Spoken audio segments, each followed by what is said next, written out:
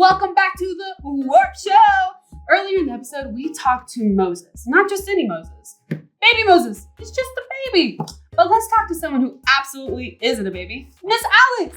Hi, thanks for having me. Absolutely glad to have you here. So, where are you sending me? Because I'm dressed like this. Well, this is the Warp Machine, and we're going to take you into the past. Not just any Bible time. Cool. I know. We're going to take you to when the Israelites were in Egypt, when Moses was born. Aw, I love babies. Perfect. All right, girl. Get out of here. Okay, here I go. Let's just press this button. Wow. All right. 5 seconds in the portal could be 5 days, or 5 weeks, or 5 years. But let's try for 5 hours, okay? Let's count down from 5 and bring Miss Alex back. 5, 4, 3, 2, 1. Yay! It worked! I'm back. Wow. Okay, well, where do I even begin? Let's start from the very beginning, Exodus 1. You know, that's a good idea, but let me ask you this question first. Has there ever been a time where you needed to be really brave? Oh yeah, definitely. Okay, what about you guys? Has there ever been a time where you needed to be really brave?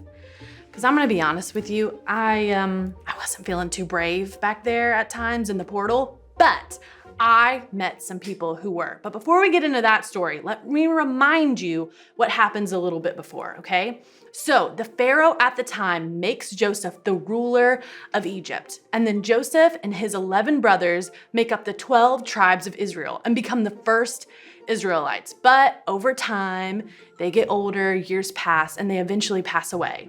And so in Exodus 1, 7 through 10, it tells us this. But their descendants, the Israelites, had many children and grandchildren. In fact, they multiplied so greatly that they became extremely powerful and filled the land. Eventually, a new king came to power in Egypt who knew nothing about Joseph or what he had done.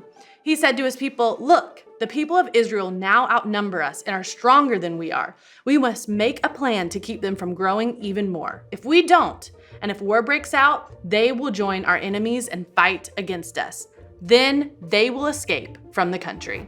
So this king of Egypt, also known as the Pharaoh, he's afraid of the Israelites because they keep multiplying and growing in power. So out of his fear, he chooses to protect himself by doing evil, and he makes the Israelites his slaves. In Exodus 1:12, it says this, "But the more the Egyptians oppressed them, the more the Israelites multiplied and spread, and the more alarmed the Egyptians became." Now, of course, this makes the Pharaoh very angry. It's like no matter what he tries to do, the Israelites keep multiplying and growing in power. So he comes up with an idea. And this is where our brave people come in. 2 women named Shiphrah and Puah. I want you to say those names with me. Shiphrah and Puah. Very good. Now, these 2 women are Hebrew midwives, and Hebrew is just another way for us to say Israelite. And as midwives, they help these Israelite women to have their babies. So Pharaoh goes to Shiphrah and Puah, and he tells them, when the Israelite women have their babies, if a baby is a boy, you are to kill it. Yep, that's what he said. So now Shiphrah and Puah have to make a decision. Do they disobey the Pharaoh, which would be really risky? He's super angry, he's super hateful. Could be bad for them if they disobeyed. Or do they choose to obey him? It's a tough choice they have to make. So what do you guys think they did? Raise your hand if you think Shiphrah and Puah choose to obey the Pharaoh, choose to do what he says, okay? Now raise your hand if you think Shiphrah and Puah choose to disobey the Pharaoh. Okay, now keep those hands raised if you think they chose to disobey, because you are correct. Yep, and in Exodus 1:17, it says this, "But because the midwives feared God, they refused to obey the king's orders. They allowed the boys to live too."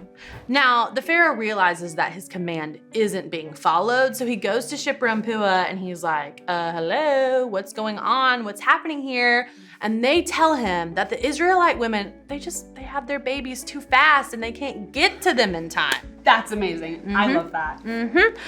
So because of this, God was good to Shiphrah and Puah because Shiphrah and Puah feared God's way. They trusted God's way more than their own way and the Pharaoh's way. Good on them. I Yes. love that. Yes. So God blesses them. He blesses them with children of their own. So instead of just helping other women have babies, they get to have babies too. I love this. Now, here's the thing. I love to tell you that this ends super happy, and the Pharaoh's like, you guys, I'm so sorry for what I did. You're free of your slavery. Get out of here. I'm just gonna stay in my palace, mind my own business for the rest of my days. I love to tell you that. He doesn't do that. No, he does not do that. He is even angrier. And of course, the Israelites, they're still growing and multiplying, which he doesn't like. So he makes a new law. And he doesn't just give it to the Hebrew midwives, he gives it to all the Israelites. And he tells them that whenever a Hebrew baby boy is born, that he's to be thrown into the Nile River to die. That is not nice. Not at all. So that is where our other brave woman comes in. Now, remember, you got to meet baby Moses. Yes. Just a baby. Just a baby. This is his mother. No way. So when Moses is born, his mother takes care of him to the best of her ability, and she hides him for 3 months. And finally, she can hide him no longer, so she puts him in a basket to float down the Nile River in the hopes that he'll live. So his sister, Miriam, she's watching from behind some trees, and she sees the princess, the Pharaoh's daughter, who finds Moses. Okay.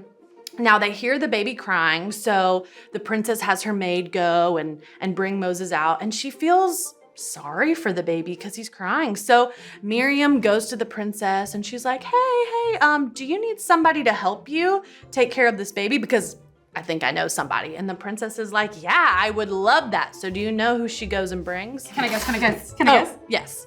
Moses' mom. Yes! Moses' mother is the one who gets to take care of him. So she does. And then as he gets older, eventually the princess adopts him as her own. And she names him Moses because it means I lifted him out of the water. What a good story. Yeah. Now the Pharaoh eventually, he dies, and the Israelites are still slaves. So they cry out to God. And in Exodus 2:24-25, it tells us this. God heard their groaning, and he remembered his covenant promise to Abraham, Isaac, and Jacob. He looked down on the people of Israel and knew it was time to act. God was going to protect his people, just as he always has. I feel like that should have ended with a dramatic pause and like a to be continued. Yeah, well, I mean, there is definitely more to the story, but I came through the portal before I got to see the rest. My bad. That's okay. It's okay. It's all right. Well, let's talk about what we learned, okay? So I told you about 3 brave women, Shiphrah, Puah, and Moses' mother, okay? And these 3 brave women and their stories, they all have one thing in common. Can I answer that? Sure. They were flip-flops. No flops back then. Yeah, no, so the thing they had in common was that they all trusted in God's protection. So Shiphrah and Puah, instead of obeying the angry Pharaoh, they chose to trust in God's protection. They chose to trust in his way, even though disobeying the Pharaoh was pretty risky. But because they did that, God blessed them with children of their own. Hebrew baby boys were saved, and the Israelite people continued to grow and multiply. And then Moses' mother, instead of throwing her baby boy into the river to die, she chose to put him in a basket, hoping that he would be protected and that he would live. And then God allowed Moses to be found by the princess, and he got to grow up in the palace of all places. You guys, God is timeless. He is the same yesterday, today, and forever. The God of the Bible times is the same God we serve today. And just like he protected the Israelites, he protects us too. And just like at the end of Exodus 2, when the Israelites cry out to him, God hears us and he will act. Psalm 37:5 says this, "Commit your way to the Lord. Trust in him and he will act.